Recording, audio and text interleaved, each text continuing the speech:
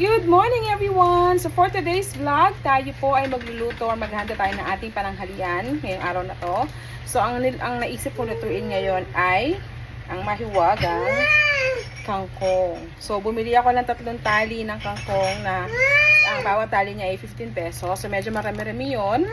So ito na nga yung ating ilulutong kangkong. Ang luto pong gagawin natin dyan ay ating igigisa sa konting baboy na binili ko. Yan yung karne. Tapos meron tayong, nagluto na rin ako ng, or nagprito ako ng tokwa. Lalagyan natin. So parang adobong kangkong lang naman to. So since nag-crave tayo ng kangkong, why not tayo ay magluto ng ating pananghalian. So meron na rin namang niluluto yung pamangkin ko. Kaya lang karne na naman. Kaya, naisipan ko magluto naman ng gulay. So, habang ang aking bebe ay nangungulit. Say hi, bebe. Hi. Tabayanan niyo po ang aking pagluluto.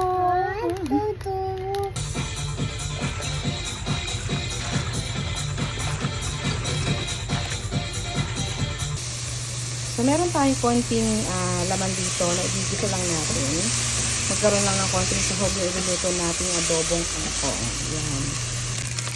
So, nag-brown na ang ating konting karne dito. Maya-maya lang ilalagay na natin yung ating bawang at saka sibuyas. Tapos, pag okay na, ilalagay na po natin yung ating kangkong. So, yan, ilagay na po natin ang ating bawang sa pag-igisa. At isusunod naman po natin yung ating sibuyas. So, sinabay na nga po natin o isunod na natin itong ating sibuyas. Yan. Pag medyo translucent na siya, translucent, saka na natin ilalagay ang ating kangkong. So yan, okay na po siya.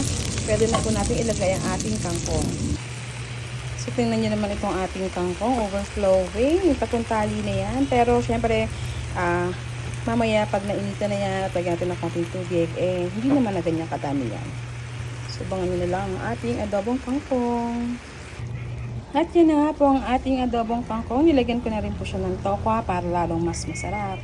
Tara na, kain na tayo!